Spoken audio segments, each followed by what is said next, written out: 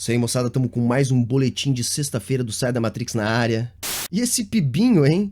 Pois é, os números oficiais saíram e contaram pra gente que em 2018 o Brasil teve um crescimento de 1,1% no PIB. Repetindo 2017. Muito pouco para quem teve um PIB negativo de 3,5% em 2015 e repetiu o negativo, só que não tão grande, em 3,3% em 2016. Então, a nossa economia vai de mal a pior. Esses números já contaram pra gente que é a pior recuperação de crise da história da economia brasileira. E, além de nada de novo estar acontecendo para melhorar a nossa economia, o presidente Jair Bolsonaro não colabora com suas declarações e com sua agenda diplomática. Por exemplo, as declarações dele, a postura dele em relação à China, levaram a um desconforto, a um desentendimento. Ele buscou se posicionar alinhado a Donald Trump, dentro dessa lógica da guerra comercial que se anuncia aí e de fato existe entre Estados Unidos e China. A questão é que o Bolsonaro foi pouco inteligente na hora de interpretar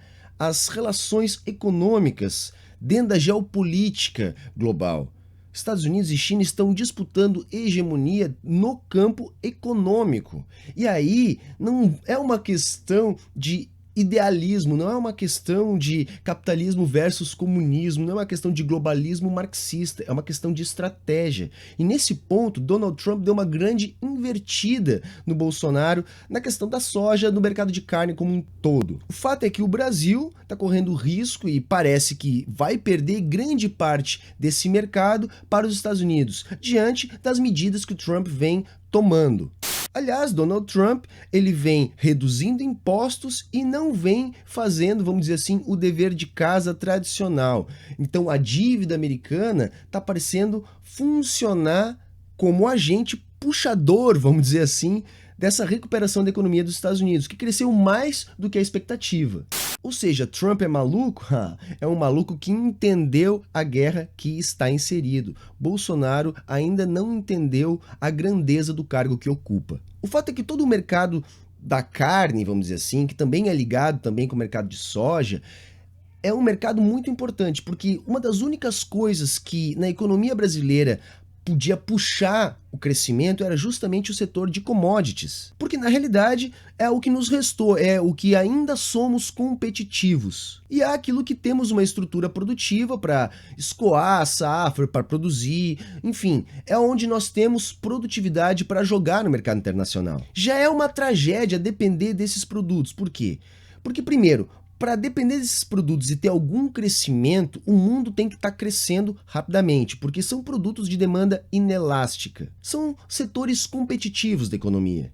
E como o mundo já não cresce mais fortemente há muito tempo, basicamente depende do crescimento da China, que já não é aquela coisa toda. O que também é natural depois que um país já cresce e se estabiliza como uma grande potência econômica no mundo capitalista. Sendo assim, a pequena melhora que nós vimos na economia, sobretudo no ano passado, foi puxada pela agricultura e pelas exportações do setor primário como um todo, justamente porque aconteceu um reposicionamento do câmbio e assim se tornou ainda mais competitivo os nossos produtos no mercado internacional. Só que uma vez reposicionado o câmbio, passa esse efeito dessa mudança e as coisas se estabilizam. E aí, se não houver crescimento, não tem para onde a nossa economia crescer. Não tem para onde esse setor crescer.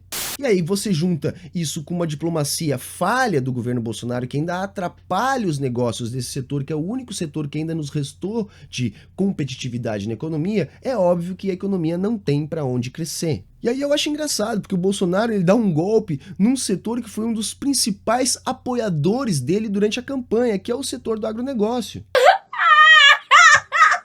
Se bem que estava dado isso, é que a galera parece que se recusou a pensar na hora de votar.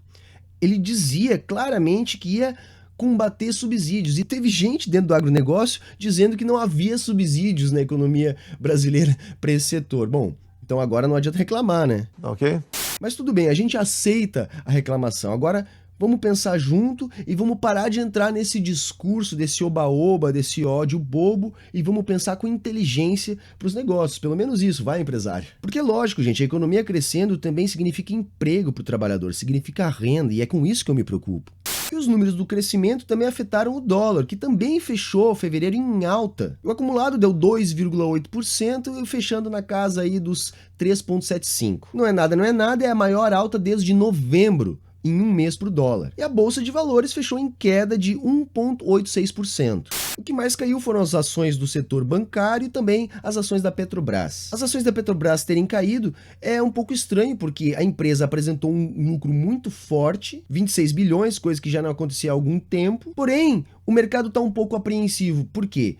Não está contando que a empresa vai estar pagando dividendos e também não está contando que a empresa vai investir em tecnologia, em ganhos de produtividade. O setor bancário tem a ver um pouco com a alta de janeiro, porque a alta de janeiro, na minha leitura, era especulação. Especulação com o quê? Com a reforma da Previdência. Era o mercado dando um recado do que queria, porque só podia se vender aquela notícia de que havia otimismo por causa da reforma da Previdência se o mercado estivesse correspondendo bem.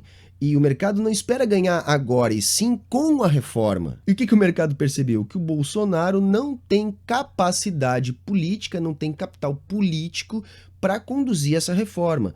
Então, a reforma até vai sair, na opinião do mercado, mas não vai sair da maneira que esse mesmo mercado queria. Então, se o mercado queria ganhar aí do governo 1 trilhão, 1,1 trilhão, vai ter que se contentar com bem menos que isso, talvez meio, talvez 600 bilhões. E claro, a baixa da bolsa não tem só a ver com isso que eu acabei de dizer, tem a ver também com uma expectativa de um rebaixamento da nota brasileira no índice MSCI Emergentes, que é um índice que reúne ali os papéis das principais empresas dos países emergentes. E aí estão esperando uma queda no Brasil de 5,8% para 5,5% já esse ano e 5,4% no ano que vem. Isso mexe um pouquinho ali nos juros, então também pressiona esse resultado da bolsa, que fechou abaixo dos 96 mil pontos.